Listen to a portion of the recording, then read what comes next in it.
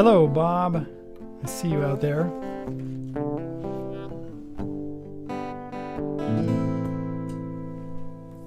Yes. Today we're going to talk about connecting chords, and I am going to use 3 songs that a friend of mine wrote. His name is Tom Steiner. And he and I have been friends since I've been 18 years old, so like 40 years. So it's pretty amazing what happens. You know, the years click by and you meet people. And I was in a band, several bands actually with Tom. One was called Small Change, and he kept writing. He's still writing today. Loves to write music. He lives in California. I live in Idaho. So we don't get together very much anymore, but I really love him a lot, and I think he's a great guy. But I'm going to use his music because I won't get called out on it. You know, he's not going to give me a copyright strike. So here we go. We're going to talk about connecting chords and what happens when you have a chord and you want to connect it with another chord. For instance, let's see. The song I was just playing is called "Uhhuh," and it goes like this.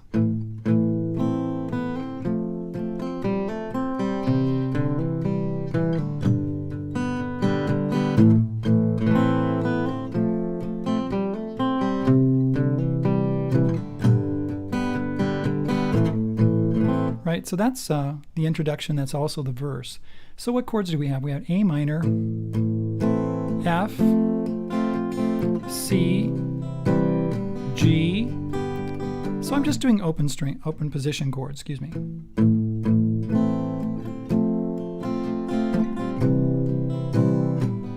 No bar chords. So that's F is just a 4-string F, just like that. Not this one, right? So at the beginning we do this. Now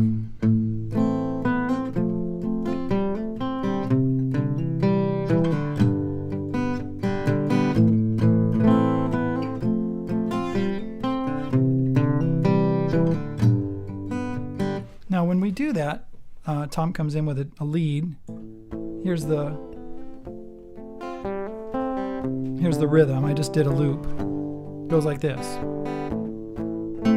Oh, wrong note. Let's try that again. Here it comes.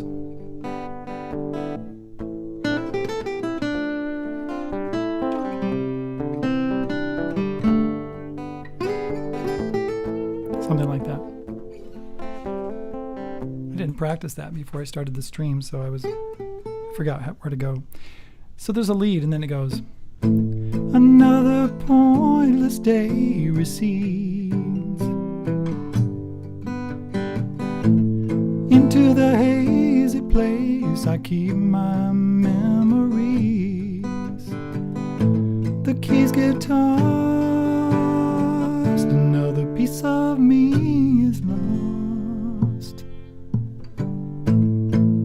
So what we do here is we connect these chords together with notes. Right? We do that. Or C, G. So these notes mostly are in the chords, and sometimes I do a hammer on. Right? So I use that A minor chord, and I go from an open string to a hammer on, and then F. So that F note right there. Oh, sorry. You ever do that? You play a song and you play it so slow that you can't actually play it because it's too slow, because you never do it that way. Thanks, Bob. Yeah, I love this song. It's called "Uhhuh." So anyway, so these notes right here, we're just using notes in the chord, and we're using hammer-ons and finding little melodies.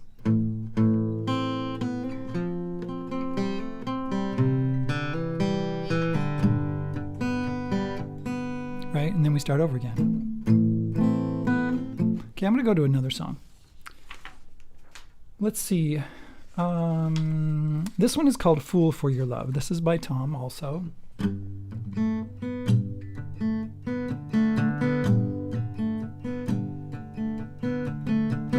Can you tell what chord I'm playing?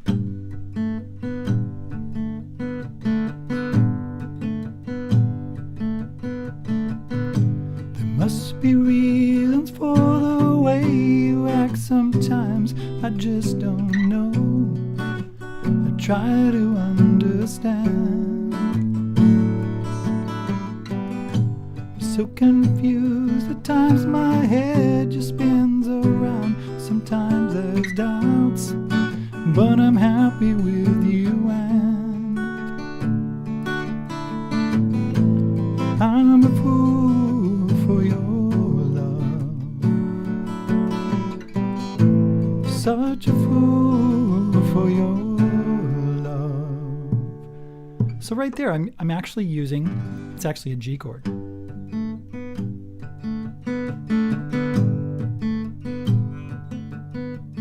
So I'm using this G note on the bottom, and then I have an open D string, excuse me, and then my finger's on the A note, which is a ninth.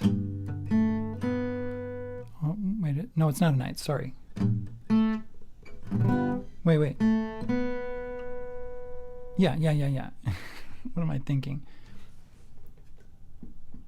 Yeah, it's a ninth. And then it goes up to the third. So we got a ninth there to the B.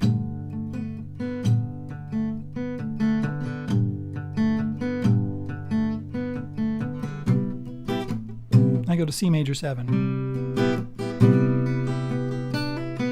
Now, I was singing it and playing it at the same time, so I had a little trouble right doing that. B minor 7. D with an A bass, then back to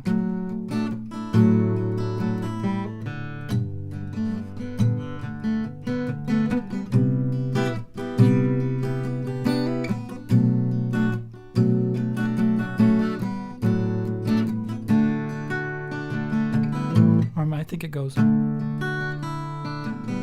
right there. We got the D chord, add the 9, and then we do that D note right there. And I do an open strum. So these chords are connected with little things, little notes in the scale. We're going to talk about one more, and we're going to actually talk about scales and runs and how that works. But this is the bottom line. If it sounds good, it is good. Okay? So if you're doing something and you think that sounds really good, then it is good. Okay? It doesn't matter what it is. It doesn't matter if you think you're in a certain scale and you're like, oh wow, that note isn't even in the scale, but it sounds good, so it is good.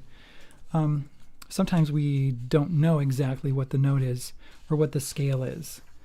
And sometimes it's very confusing. I've been listening to some Beatles music and they change keys all the time. Okay, here's another song. This is kind of a reggae tune.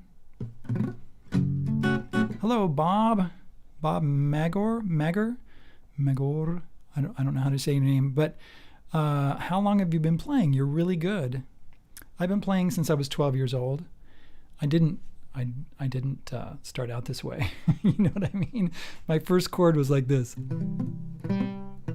Right? That was my first C chord. It didn't sound good at all. But I've been playing for a lot of years. So, yeah, thank you very much.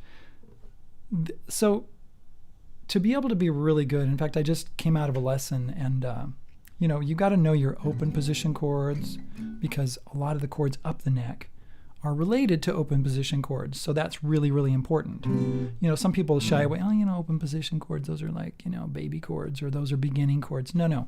Those are the foundation chords for all the other chords that we do, okay? Like this, that C major 7 that I played a little bit ago. It looks like A major 7. This one, B minor 7, it's like A minor 7, except it's up 2 frets. Right, so when we play up the neck, those same shapes apply. All right, this one's called Too Little Too Late, starts on an F sharp minor.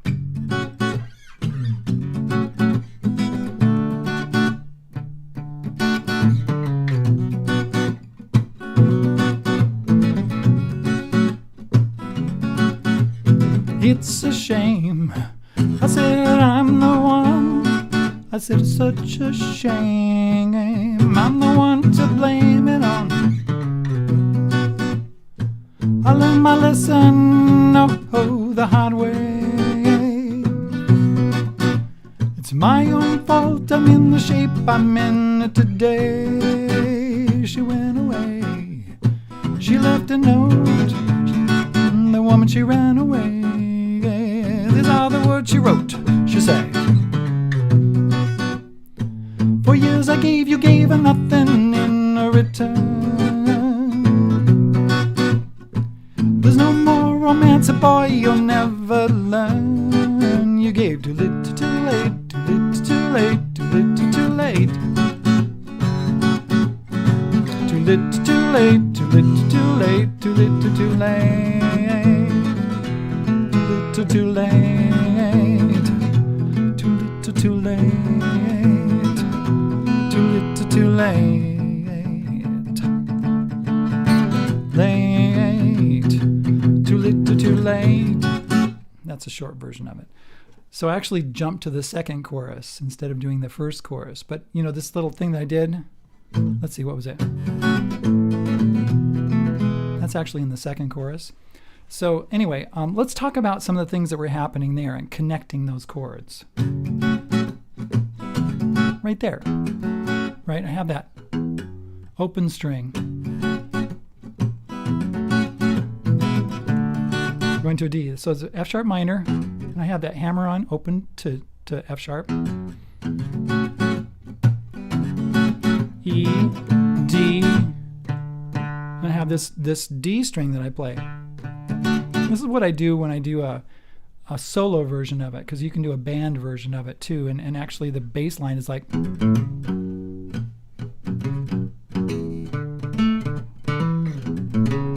So it's, you know, different than the actual solo guitar version. So anyway, when I'm going to, let's see, what was I doing? Oh, the D chord. Right there, when I was doing the D chord, I do this little bass line, right?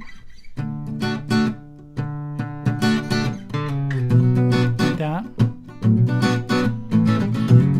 Right there. Right, there's these things that you can do to connect these chords together and embellish them, and it makes it sound so much better than just playing just chord, chord, chord, chord, chord, right?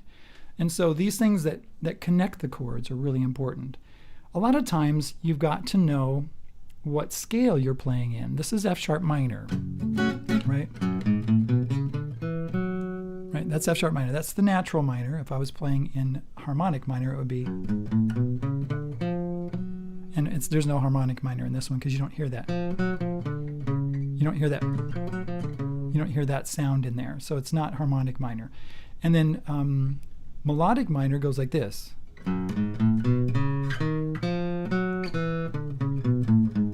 Right? It's like a minor, it's like a major scale on top. Right? And then it's like a natural minor scale going down. So really, to decide what notes to use, like when I was going, let's see, I was doing the D, like that, right? I use the D. Oh, excuse me, that's a D chord, a D note. Going down to a C sharp, going down to a B. That's actually, those are the notes in the scale. Right there. Right, that's a note in the scale. The A to the hammer on B. And sometimes that right there, you can use, you know, a bar chord like that. I think this is a discussion for another time to help you with this, but you can take a whole chord, right, and you can lift it and then hammer it, or you can hammer one note or two notes or all the notes, or sometimes we'll hammer the bar, you know, like that. Right, that. So a lot of times hammer-ons help. Now sometimes hammer-ons don't work. You know, like if I'm up here, that might work. That works. That might work. You know, you just have to play with it and see if whatever your chord that you're playing works with like an open string to a hammer on or something like that. Let's see, what else did I do on that? Let me think about this.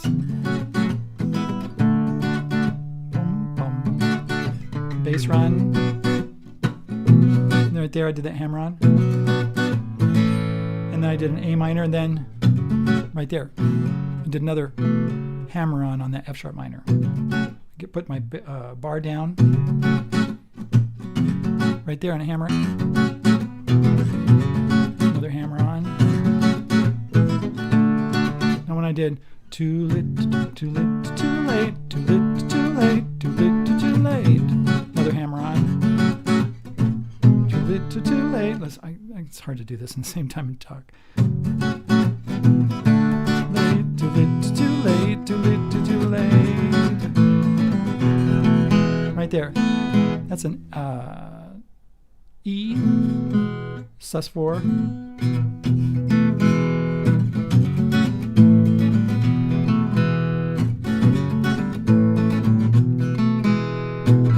Anyway, let's see, what was it? That D. What I do there is I actually pull off those notes.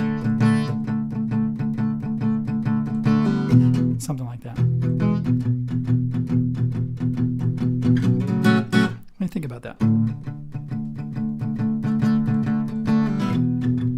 I don't remember.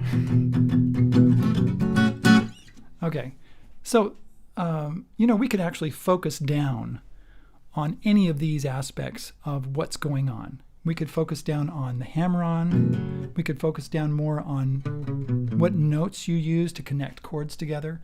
But when you play chords, going from chord to chord, and you can listen to a lot of different songs that have those kinds of things happening, just be really aware that these kind of embellishments really help your playing. It really helps the songwriting. It really helps.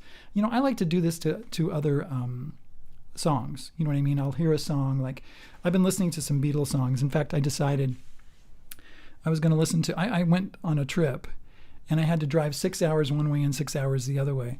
And so I downloaded all the Beatles albums and I listened to them, chronologically from one to the other. And I'm like, oh, I love that song. Oh, what is that song? I've never heard that song before. I've never listened to the Beatles albums like that, ever, all the way through. Like the White Album, I'd never listened to it before. I might come out with a couple of videos, some videos on the Beatles and stuff they were doing, but I noticed that, you know, there was a lot of interesting things that they were doing connecting chords. And we could talk about that individually, but if you have any questions, just let me know. Put them in the comments below. Let me know what you think. FJ4 Eva says, thanks, great lesson. You're welcome. Thank you for being here. Bob Magor, and Bob Schumann, thank you for being here. We love you guys. Appreciate your being affiliated with this channel, and I appreciate you sharing it, and you're probably subscribed. If you're not subscribed, subscribe and share it and let other people know. And if you see another lesson, this lesson or another lesson that you really like, share it on Facebook or on any social media, or just tell your friends. All right, thanks a lot. I am on Patreon for those of you who want to know. Also on Subscribestar, and also in the link below there is a PayPal link that you can, if you want to support this channel. And if you support this channel in any way, I will give you my book, which has 285 pages and 73 songs, and it's expanding more and more every month. In fact, I need to post my latest version. I was going to do it before I went out of town, but I didn't have time, so I'm going to do it like in the next day or two. Let me know if you need anything. Thanks. We'll talk to you later. Bye.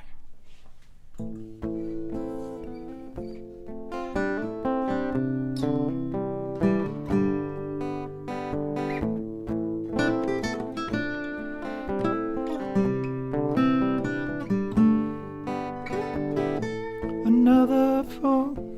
Oh, I forgot the words. Let's do it again. Another pointless day recedes into the haze place I keep my memories.